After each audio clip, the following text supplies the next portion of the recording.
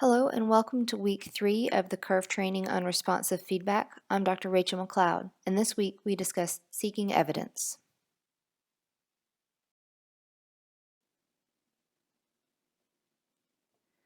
This week we enter the fourth step of our curve process, seeking evidence. Last week we discussed creating a learning agenda in which we uncovered assumptions as we charted our theory of change, and through that process we identified knowledge gaps and then created learning questions to help us address those knowledge gaps. This week we discuss how to seek evidence to fill those knowledge gaps and answer our learning questions. First, this week we'll identify methods to use within a responsive feedback approach. We'll provide some guidance on assessing evidence quality within this approach, and then we'll discuss creating feedback loops. Before we begin, a quick note on evidence. Here, we are considering evidence to be data that are systematically collected to demonstrate support or lack thereof for an argument or set of assumptions and leads us to accept or not accept that argument.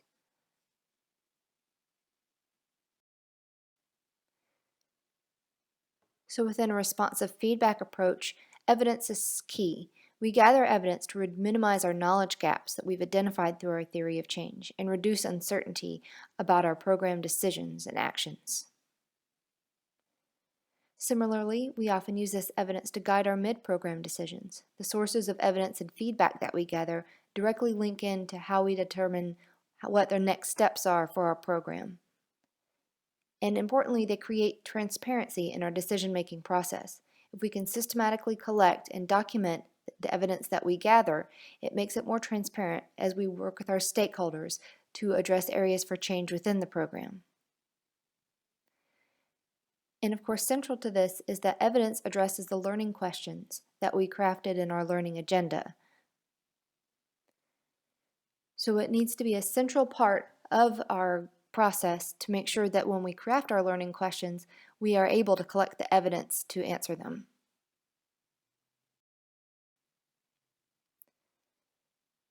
As you'll recall from last week, this thought directly links with the prioritization of our learning questions.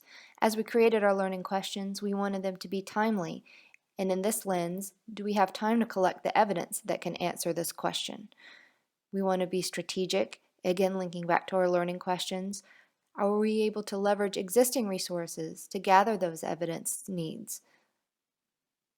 Is there data already available within our organization that we can gather and look at in a new way?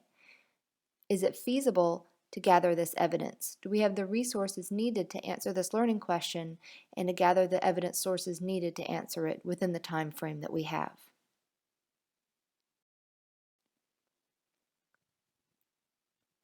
Last week, in our last module, we began to discuss some different strategies that can be used within a responsive feedback approach. For example, based on your learning question, you may want to conduct an experiment or test different options to determine which one works best among your target population. Or you may want to monitor feedback and adjust program activities over time based on that feedback. Here we provide a more expansive list of potential options within responsive feedback. And again, these may answer different types of learning questions. For example, if you want to know what are the barriers that certain groups face, you might conduct in-depth interviews or focus groups to gather more qualitative evidence on why or how something is occurring. You also may want to have a quantitative component in which you administer a survey or gather information on a certain topic. It may be that you examine process data more closely to determine exactly how something performed while it's in the field. Something important to note here is that often responsive feedback will involve more than one method to answer a question or a series of questions. It could be that 2 or more methods work together to get you the answers that you need and to leverage your resources most effectively. So in your worksheet, thinking back to the learning question that you chose last week, make a list of potential method or methods that you may use to answer this learning question. As you consider the methods to use, as we've mentioned before, it's important to align them with your current program processes. You want to focus on the needs, scope, and resources that you currently have within your intervention to make sure that the methods that you're choosing for your responsive feedback approach align with what you have available. As you go through this process, you might also be able to see if there are other resources that you need to be able to complete your method and address your learning question effectively, or if you're able to leverage existing resources to answer these questions in a timely manner. One important note is as you begin thinking through these methods, determine what you actually need from your evidence before you begin. It may be that you can streamline this approach, and instead of gathering too much evidence, some of which might just sit in an office and not be able to be used in a timely manner, we can really hone in on the key pieces that are needed to answer your questions within your responsive feedback approach. You might consider engaging those who are gathering the evidence, such as your frontline staff or partners that you're using to help gather this evidence, and seeing how you can make this meaningful and personal to them.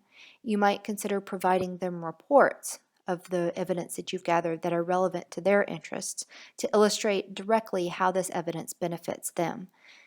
You want to make sure that you have the time and resources available to collect and analyze evidence in a timely manner within your learning question and your evidence approach. And as we've mentioned, draw from existing sources whenever possible. It might be that you have some process data measures that can be looked at in a new way. Perhaps this other program within your organization has been collecting similar measures that you can use to help understand the environment. There could be some clues within your formative research that could help guide the way.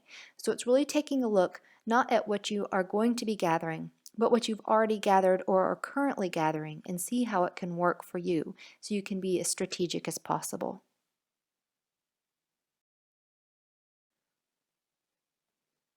Next on your worksheet, as you're thinking through the methods that you might use, identify the current resources that you have available to you within your organization that might help address this learning question using this method. Next, identify what you may still need to accomplish in order to be able to use this method within your program.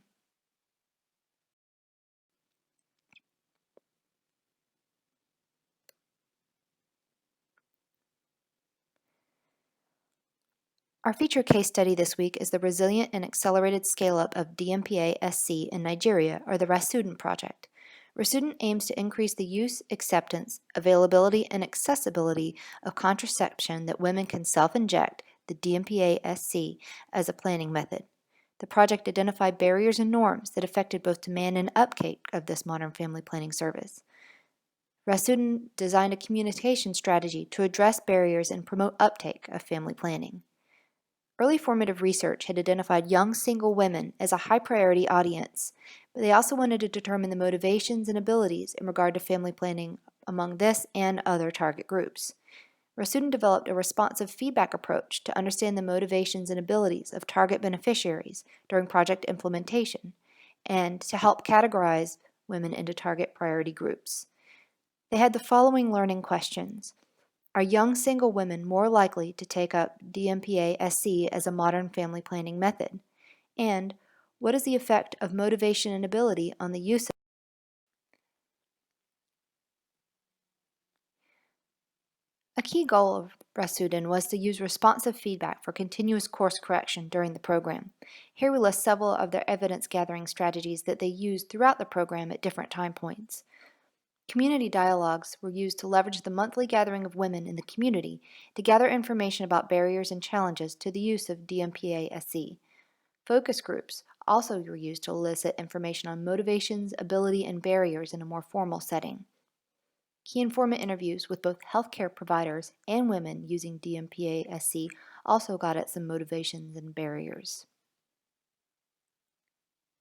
They also used a mystery shopping approach in which trained individuals posed as clients asking about family planning services at health facilities.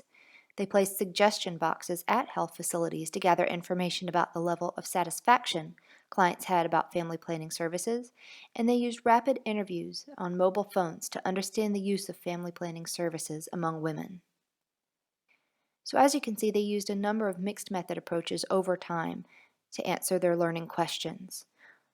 Furthermore, they were very strategic about using many of these methods. They tried to integrate responsive feedback into routine program activities, and importantly, used their regularly scheduled meetings to advocate for responsive feedback. Our curve case, MTV Sugar, provides a different example of using an evidence gathering strategy and also leveraging previously gathered evidence to cut down on the resource burden of a program.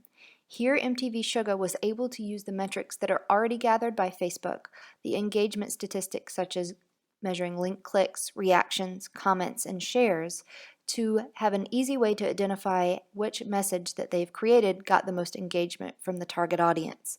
This meant that while Facebook collected the actual evidence, they could put their time into message creation and then analyzing and synthesizing the results as they iterated these messages for future tests. As we're gathering evidence within a responsive feedback approach, there are some key considerations for evidence quality. Regardless of the type of evidence, we have some general principles that it should be followed in order to make sure that your evidence is of the best quality it can be. We want evidence to be valid, means gathering what is truly intended to measure, reliable, having stable and consistent results, representative, and while we might not always have the resources to do a nationally representative survey or something that represents all members of the population, understanding and having a clear description of who is included within your evidence and who was not able to be included will be important. Also, having evidence come from a credible source. As you saw from our list of methods, we might get evidence from a number of different types of sources, but we want to make sure that it's trustworthy as we incorporate it into our decision making.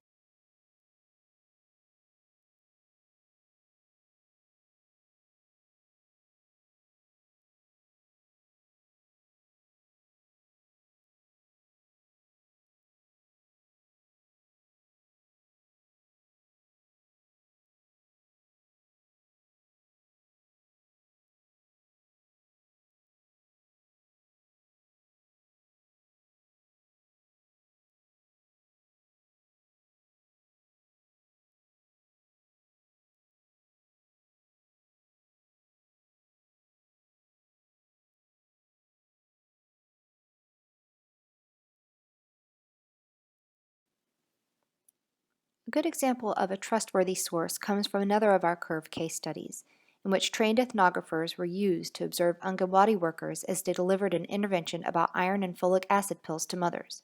The Ashoka Center for Social Behavioral Change was running a pilot program in India for on-the-ground iron and folic acid counseling sessions.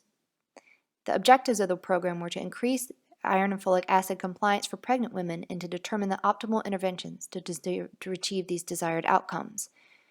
Curve used the trusted voices of trained ethnographers to observe the sessions and determine the success of using different visual aids in the intervention.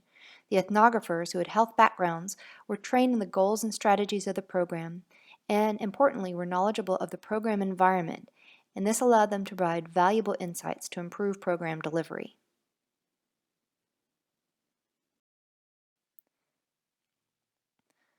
Another example of trustworthy sources comes from within our own lab, in which we're developing a COVID-19 dashboard to provide easy information access to individuals and communities about COVID-19. Within this study, we worked with our partners in the community of Lawrence, Massachusetts to make sure that materials would resonate with their populations. This has been an ongoing process, and we have frequent meetings in which we have community representation and really listen to the viewpoints of these community leaders on the information and resource needs of the population. And what we found over time is that what the community really needs and what resonates with them is infographics in multiple languages, including Spanish and Portuguese, that can easily show concepts such as how to wear a mask, how to make your own mask if resources aren't available to purchase them, and other strategies to keep safe from COVID-19. So as we've gone through this process, we're really relying closely on our stakeholder input within the community to provide those viewpoints that we might not have to make sure that we're delivering the most relevant information to them. And as this has progressed, we have added several infographics to our site and have determined the best ways of disseminating these infographics within the community on other channels throughout our site as well.